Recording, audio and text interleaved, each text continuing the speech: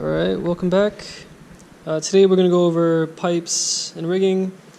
So when we say pipes, we mean these, steel tubes. The reason that we need to know about all this and the hardware that goes with it is because we use these pipes to build structures for like lighting equipment, sound equipment, sometimes scenery. We also use it to make battens. So a batten is similar to what a truss would do, right? So you hang it from your points, and then you could hang equipment on the batten, right? So that's why we need to know about pipes. The most common one that you're going to see everywhere is what's called 1.5" Schedule 40, right? So 1.5" refers to the size. Schedule 40 refers to the thickness, right? So there's Schedule 20, Schedule 40, and Schedule 80. 20 being thinner, 80 being the thickest. 40 is what we need. It works well for everything we needed to do. Sometimes you buy it, it doesn't have any threads. You could buy it with threads. Or you could thread it, but we'll talk about that in a minute. Right. Another pipe thing, conduit. Now this you'll see more common to run, electrical wires through, stuff like that. But sometimes you'll see it as like a piece of scenery or a piece of decoration. If you're building a set where it's like in like a commercial space, and they're trying to replicate, the interior of a building, you would see, I don't know if you can kind of see, but like all the tools, like where the outlets are, there's conduit.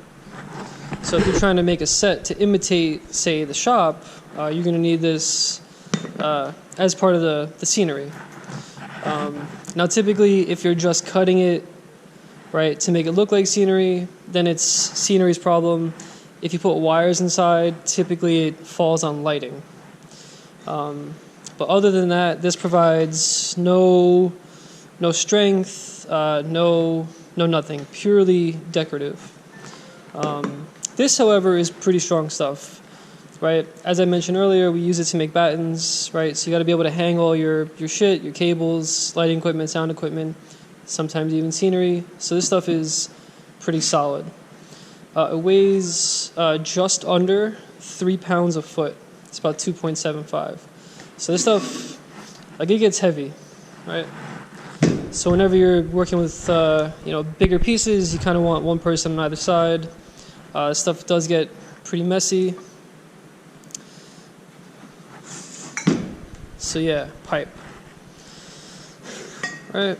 Now with pipe, you need a couple tools. You need pipe wrenches, right, which are these. And usually you need a set, right? You need a pair.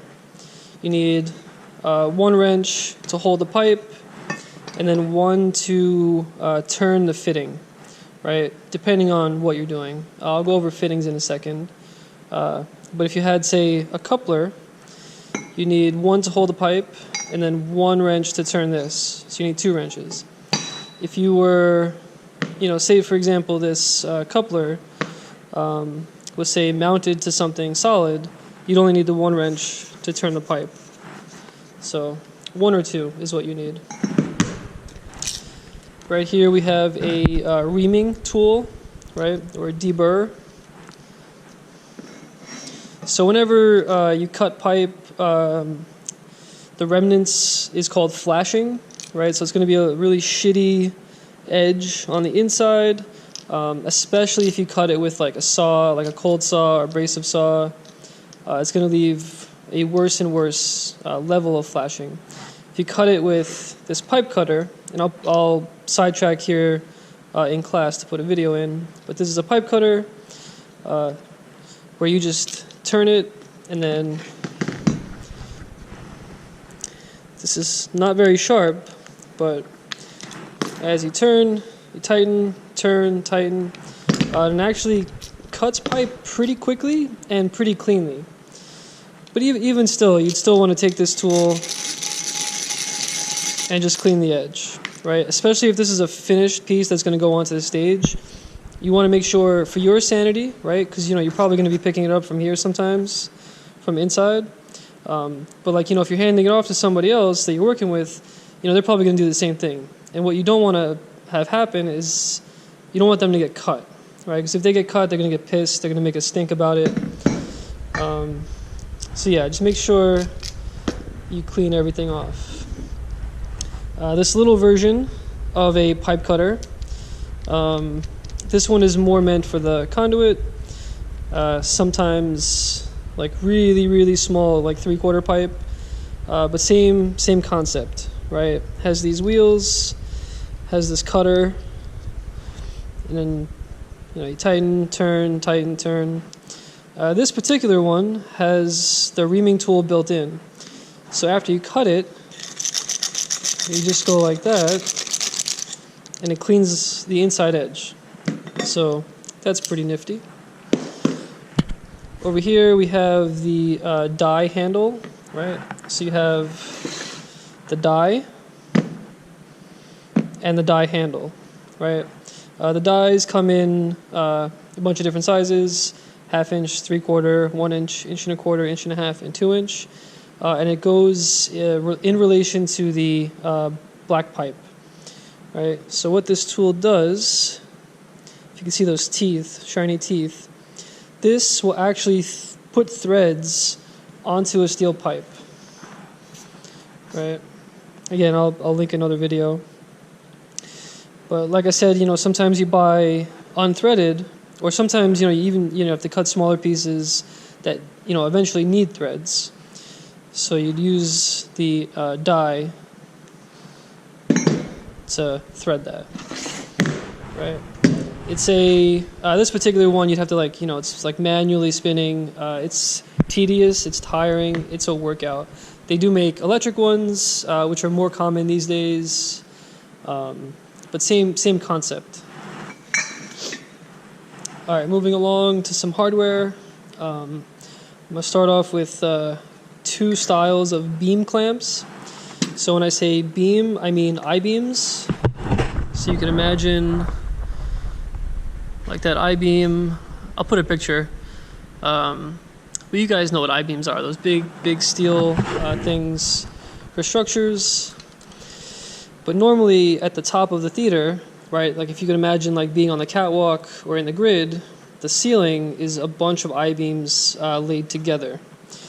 So sometimes you need to set up like a point or a rigging point or a chain point. So you use this heart-shaped one, right? It's adjustable, quick, easy. There's no like parts, like this is it. It doesn't come apart. You clamp it.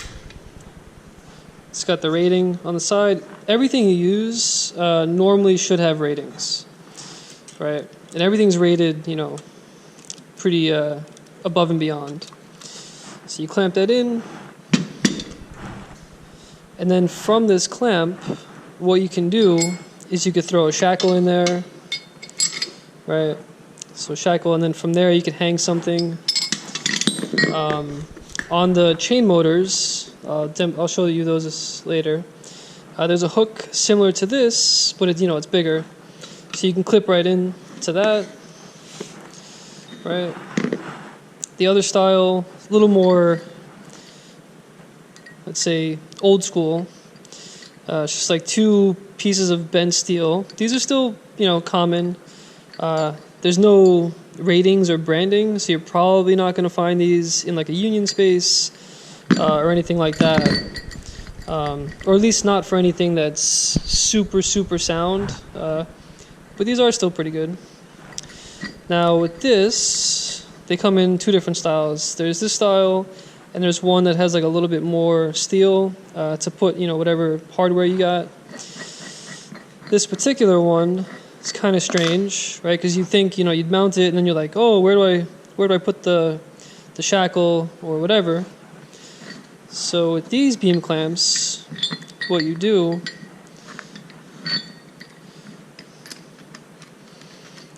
And this red thing in front of me is called a pear ring. Like the fruit, pear. So you clamp that in. And this sits, pretty loose, right? Because you want this piece of hardware to sit on that bolt, right? You don't want it to be squeezed by the clamp, right? So from there, now you got a place to hook in. You could take, one of your hooks, clip in like that, or you could take your shackle and you could set up something that way, right? Those are those. Some more hardware. We have what's called a MacGyver clamp for I-beams, right? It's a little weird. Similar to that second one I showed you. But this clamps into the I-beam, but there's a bracket here for, you could bolt something. You could bolt another piece of hardware, I don't know, C-clamp, whatever. You could even bolt like a piece of wood to mount something that's kind of funny. But you have some modularity, and that's kind of what MacGyver was. This odd-looking thing is a pro burger, right? Or a mega coupler, right?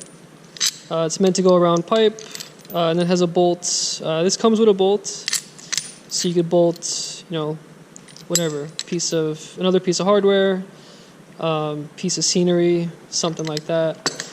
Now, this actually came from my shop. We actually needed to bolt pipes, right, Schedule 40 pipes, to an I-beam. So what we had to do was put all this together. Right, so this clamps to the I-beam, and then this holds the pipe. And then from there, we were able to do whatever, probably a railing or something that we had going. But, there's like flexibility. Sometimes you could use these, and you could put, not this particular one, but you could put one that fits this mega coupler. And you could have an eye-bolt. So there's flexibility. Here we have C-clamp, right? These are the things you're going to see on all the lighting instruments, some sound equipment, some video equipment, but pretty basic. Right, it sits where these two edges touch the pipe, and then this clamps in. Now, you got to imagine the instrument, meaning the lighting fixture or the speaker, is going to be connected to the C-clamp, however it's connected. But I just want to demonstrate how the C-clamp looks by itself. Just like that. Right. And you got to make sure when you, put these C-clamps on, you want to make sure you're seated right. Right. You don't want to do something stupid like this. Right. Because that's like no contact. You want to make sure it's seated the way it should be seated and tighten it down. I have here a C-clamp with a hanging iron. This is something you'd probably see in lighting, but I say we, I mean like carpenters, scenery people, we'll actually use something like this, and we can mount, some other sort of scenery, or we can mount some pulleys for like some tricks backstage, something like that. But hanging iron is what that L-shaped one is. This array, similar to the mega coupler, these are cheese burrows, right? Some people call them cheeseburgers, right? Perfectly normal. They come in a couple different styles. You have rigid or fixed, right? Meaning, like, that's the shape that it holds. You can't change the shape. Then there's swivel, right? Where it obviously swivels. Now the theory here is you put two pipes, one on each side, and you can make, different arrangements of layout, trying to hang lights, on the side of a stage or whatever, you'd build some sort of structure with your pipe, and to build that structure, you'd use these cheeseburgers. They do make aluminum ones. These are steel. These aluminum ones you'd more likely find on, say, truss, right? Because that's an aluminum base, and you kind of want to keep aluminum with aluminum. That's just kind of a standard, although a lot of people ignore it, but you just want to keep that in mind, that you want to keep, like materials together as best you can. There's another piece of hardware. This is severely outdated. It's called a rotolock. All right, so it's arranged something like that, and you could put a pipe this way and a pipe this way to make like a cross or perpendicular arrangement for pipes. These are, no one uses these. You might see them, but no one uses those.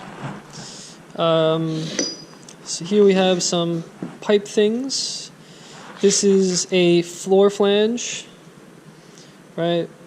It's kind of chunky, but you'd mount this to the floor. You'd lag it in, screw it in, and then this inside is threaded, so you could put a pipe in here, and that gives you like a fixed position on the floor, so this, the pipe doesn't move, right? You have a coupler.